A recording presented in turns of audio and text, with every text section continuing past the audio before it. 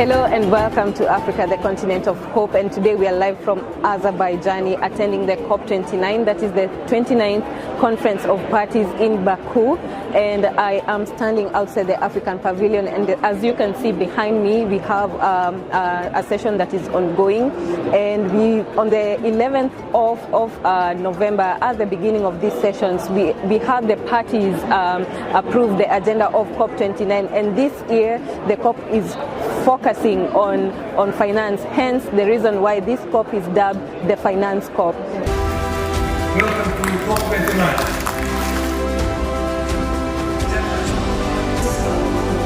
We are here actually to contribute in terms of showcasing what the continent is doing in addressing climate change, as well as explaining or trying to use the opportunities to show the challenges that we are facing and our needs, also in terms of the kind of support that is necessary. But apart from that, we are here also to support or backstop our member states as they negotiate for should I say, a better outcome for our continent. So as the director of the RB department, so what will be your expectations for this particular COP29?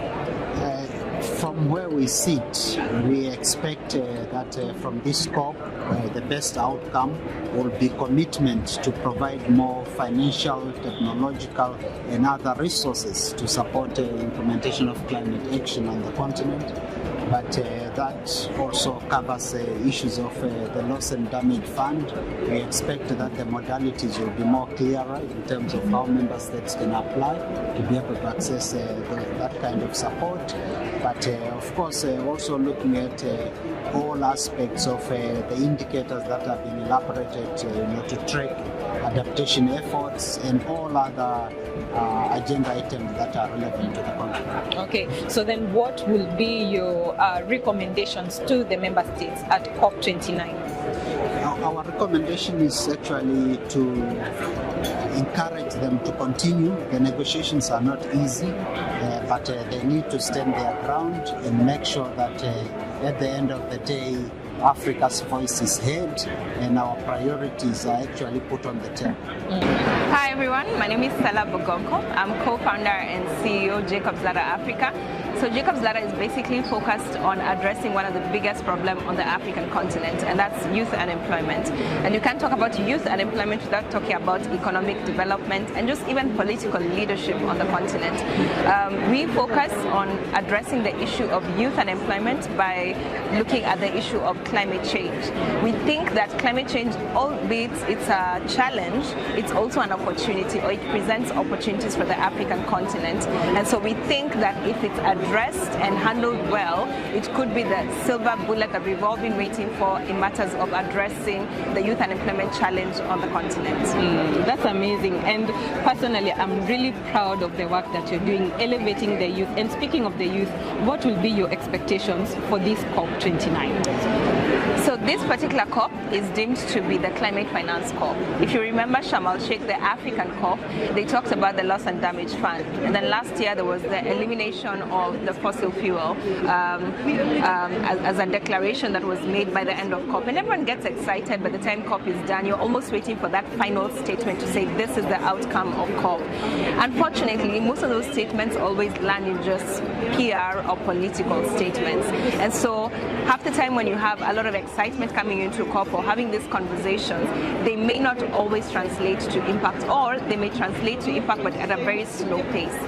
Our hope and prayer is that this particular COP will be different, and not just different in terms of what the outcome will be, but different in terms of the rate of implementation of the solutions that will come out of this, especially because it's a climate finance COP, meaning that all these conversations around restructuring the global financial architecture, all these conversations around how to make sure that there's a trickle down in terms of accessing climate finance, it has to be real. For some people, it's a difference between an economic opportunity or income for them or not. For some people, it's a difference between them having a livelihood or not. And some people, in extreme circumstances, it's a difference between living and dying. And so the decisions being made here, the conversations, the side events, the proclamations, the declarations, are not just should not just be mere statements. It should actually be translatable and implementable outcomes. Well, what we are here to do is to convey the messages of African member states on a number of issues. But number one, to say that climate change is impacting on peace, security and stability on the continent, especially in the Horn of Africa, in the Sahel and in Southern Africa. Number two, that we need to develop clear strategies and response mechanisms that will respond to issues of adaptation, mitigation and financing, as well as just transition as it relates to the issue of climate and security. So then what will be your recommendation to the parties, or rather the member states attending this COP29 as far as climate security is concerned? Well, number one is to say to the member states that this is an existential issue. It is extremely important, it is very urgent, and we have to give it all the attention and the resources that are required. And number two, we need to be able to own the process. It cannot be a process that is driven from outside. So African ownership is very important. And number three, in order for us to do it, we then need to ensure that the strategies and the policies that are developed are cohesive, they are coherent, and they are consistent with African priorities and the welfare of the African citizens. So at the heart of what we are pushing for is to say we need to have policies and programs that will represent the views, dreams and aspirations of 1.4 billion people on the African continent.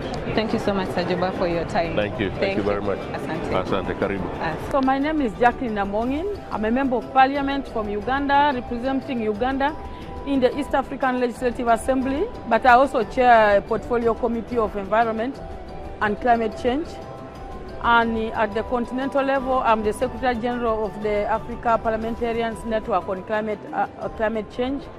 Apparently, we are attending COP29 in Baku, Azerbaijan. And I would like to state that we came with higher expectations. First, as one of the people who participated in the IPU, International Parliamentary Union, which brought together over 500 parliamentarians from across the world, with trust based on a number of issues, including and not limited to adaptation, resilience, loss and damage, new collective quantified goal on finance. This conference has been very inclusive. It created a platform for thousands of youth around the world to participate and their voices made heard. We would like to speak to some of the youth right here at Baku COP29 to see what they are advocating for, what they are asking for, what they want the leaders to do as far as climate change and its related financial constraints are concerned. And as the Global Commission on the Economics of Water so powerfully reminds us in this report that has been highlighted by Hank, Ms. Maria Fernandez as well, on valuing the hydrological cycle as a global common good, water is not merely a resource, it is a global common good, essential for our survival, prosperity, and the health of our planet. This is especially crucial when we recognize that the disruptions to the hydrological cycle, from climate change to biodiversity loss, are escalating at a very alarming rate. And today, as we discuss the vision, the priorities, and the outcomes of the UN 2026 Water Conference, it is crucial for us to also advocate for water to be integrated as a key topic of discussion and negotiation within existing global and multilateral processes. And among other key things, I also believe that the UN 2026 Water Conference should prioritize an outcome on establishing a dedicated institutional framework for water, providing governments and water stakeholders with a platform to address water-related challenges comprehensively and collaboratively. And further, the involvement of all sectors in preparing for the UN 2026 Water Conference is paramount, because we are saying that we cannot continue to treat water as an afterthought. It has to be integrated, and we have to look at the connections with also all the other sectors. So as we approach this pivotal event, engaging in meaningful consultations with diverse stakeholders is essential to foster equitable and just water partnerships from all levels, the private sector, the governments, philanthropies, all organizations, and ensure transparency in global water governance for real global change to be realized. and most importantly, the role of frontline communities and marginalized groups in the transformation cannot also be overstated.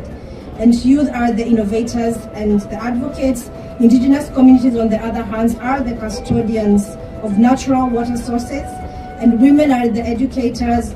Children's well-being is also the true measure of the impact that we have created and that we are going to create when you do what we are supposed to do to address the global water security and the global water crisis in general.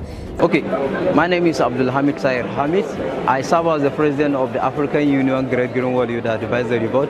At the same time, I'm the Chief Executive Officer of Global Environmental and Climate Conservation Initiative, and also overseeing the Youth Climate Council in Nigeria.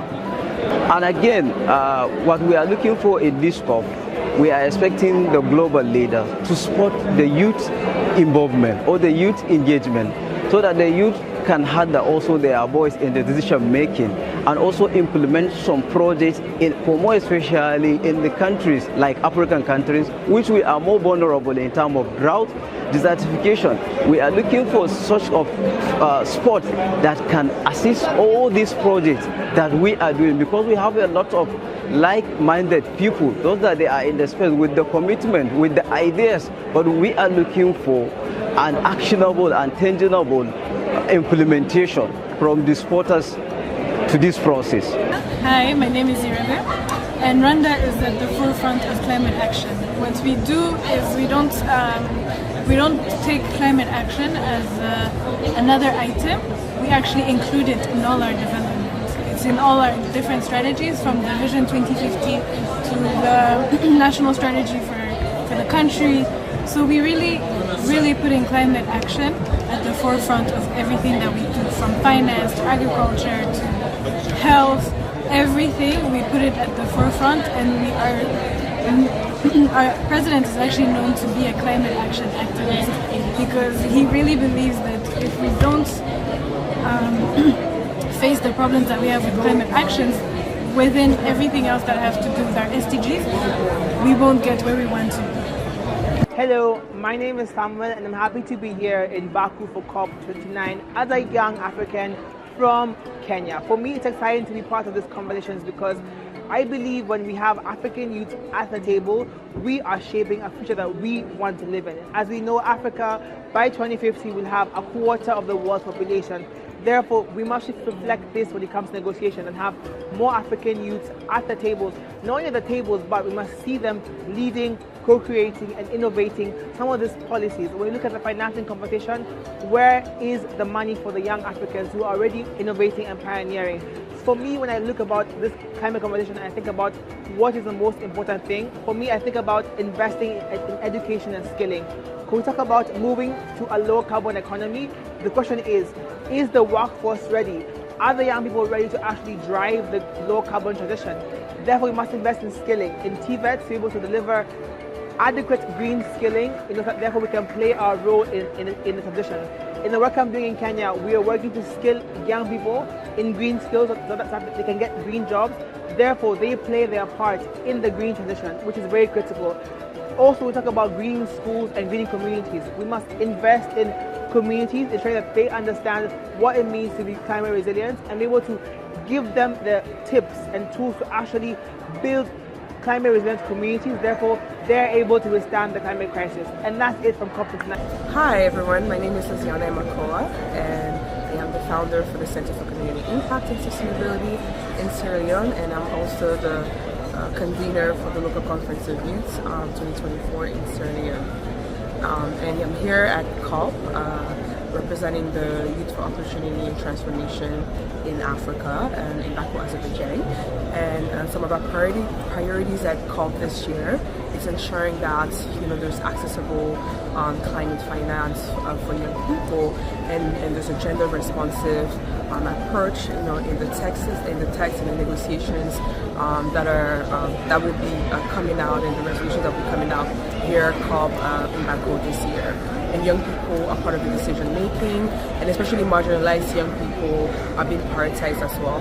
With the technical negotiations failing to deliver its desired outcomes, especially for Africa, the ministerial or rather the environmental ministers now take the center stage. And of course, these are going to be very decisive actions and agreements, we hope, that are going to align with Africa's most pressing issues when it comes to environmental and development priorities. And as we say, Africa has the solutions. And of course, we always say that Africa is the continent of hope. On behalf of the African Union Commission, Information and Communication Directorate, I would like to thank you for joining us for this important press conference, where we gather to discuss the African Union's commitment and contribution at COP29. Given all these challenges, to us, our message here is very clear. We are not here to ask for aid. We are here to ask developed countries to honor their obligation. That's all we are asking for. And this COP actually has put emphasis on issues of finance, and we feel it's rightly so, especially from an African perspective, because we have all the frameworks, we have got all the necessary means to be able to implement climate actions. But the major challenge actually is funding. And if you have got funding, you can be able to unlock technology, you can be able to build capacity, you can be able to do anything. But that's where the challenge is. So the funding that is supposed to help us is not there. And I think that's the major focus of our intervention here.